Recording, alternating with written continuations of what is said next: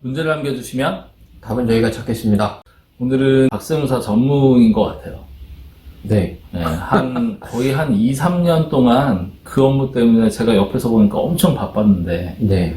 그 주택 자금 조달 계획서. 뭐 요즘도 바쁜가요? 요즘도 똑같죠.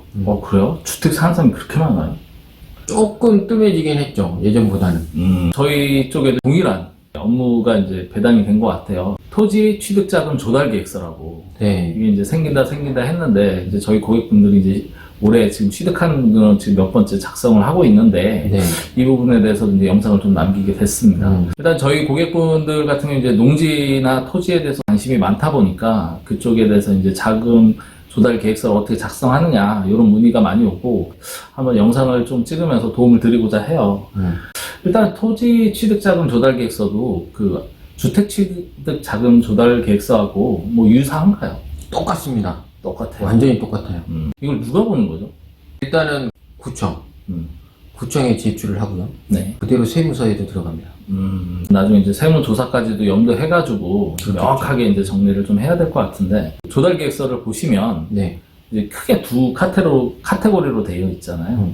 이제 첫 번째는 자기 자금, 그 다음에 두 번째는 타인 자금. 막상 쓰려고 하면 이제 복잡한 부분들이 많이 있어서 네. 이제 하나하나 짚어보려고 하는데, 작성할 때 큰 틀에서 뭐 봐야 될 유념사항이 있을까요? 있는 사실대로 작성을 하는 게 맞는 건데, 일단은 핵심이 아까 말씀드린 것처럼 내 돈이냐 남의 돈이냐가 가장 큰 카테고리예요. 네. 뭐 남의 돈이면 어디서 빌렸냐, 금융기관에서 빌렸냐, 사채냐, 지인한테 빌렸냐, 요게 들어가는 거고. 아, 그래요? 그리고 내 돈일 때는 네가 번 돈이냐, 투자해서 벌어들인 돈이냐, 아니면 증여나 상속받았냐.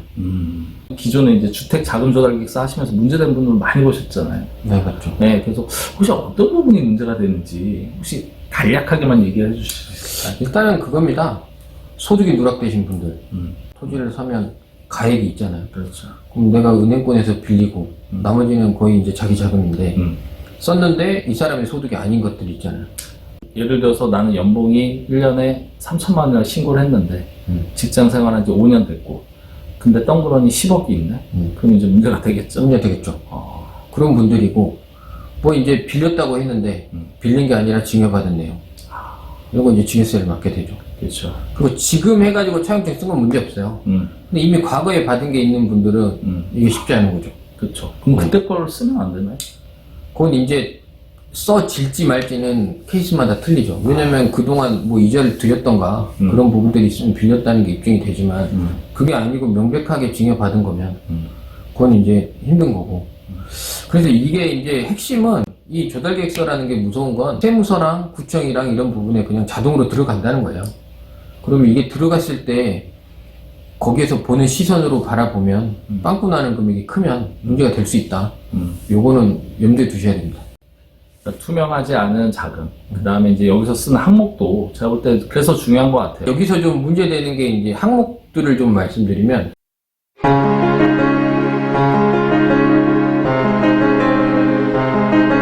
많이 오해하시고 쓰는 게 현금 등 그밖에 자금이라는 게 있어요.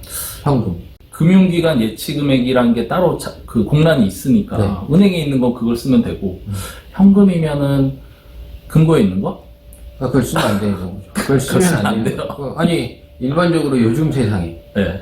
현금이 있을 일이 있습니까? 있죠. 뭐가 있죠? 금고에 넣어두죠. 왜 넣었을까요, 금고에? 탈세? 이렇게 들어가는 거예요. 그래서 그쪽은 좋은 그 항목은 아니고, 이제 그 부분 조심하셔야 되고, 또 하나는 이제 아까 전에 말씀드린 차용. 네. 빌린 돈에서 금융기관이나 뭐 사채나 이런 기관에서 빌린 건 상관이 없어요. 그렇죠. 근데 이제 기타 차입금이 있는데, 그거는 지인들한테 빌리던가 가족한테 빌린 거거든요. 그런 경우 많죠. 그쵸? 근데 이제 이거는 정확한 그 명목을 남기지 않으면, 증여로 볼 확률이 높아져요. 나는 빌린 건데, 다른 데서 볼 때는 이건 빌린 게 아니라 증여받은 거 아니냐. 이렇게 해서 이제 그 논쟁거리를 없애기 위해서 서류를 좀 명확하게 만드셔야 됩니다. 그렇군요. 뭐 계약서라도 써야 되는 건가요? 써야죠.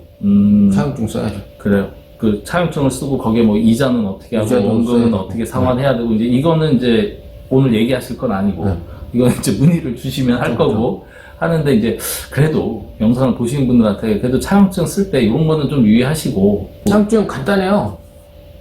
차용 기간 몇 년 빌렸냐, 그리고 뭐 이자를 갚을 거냐, 원금 이자를 같이 갚을 거냐, 그런 기준들 있잖아요. 그럼 이제 대부분 물어보시는 게 가족들한테 특히 빌리는 경우, 특히 네. 부모님이나 뭐 자녀한테 이렇게 주거나 받는 것들은 증여로 볼 확률이 높기 때문에 증여세를 내지 않고 빌리는 형태가 돼야 되는 거고 네. 법적으로도 그걸 맞춰야 되는데 여기서 질문이 이제 뭐 이자율 같은 경우에 뭐 이자 안 주고 뭐 아니면 아주 적게 주고 이런 거 문제 없느냐 이런 질문들이 많을 것 같아요. 네. 이자는 일단 세법에서 정해져 있는 금리는 현재는 4.6%입니다. 근데 이제 부수 규정을 보면 좀 애누리가 있어요. 그래서 어느 정도 금액을 빌릴지에 따라서 이 부분은 계산이 달라진다고 보셔야 되거든요. 아, 이자율도 바뀔 수 있고. 그렇죠. 그래 이제 그건 이제 상담을 받아야 되는데.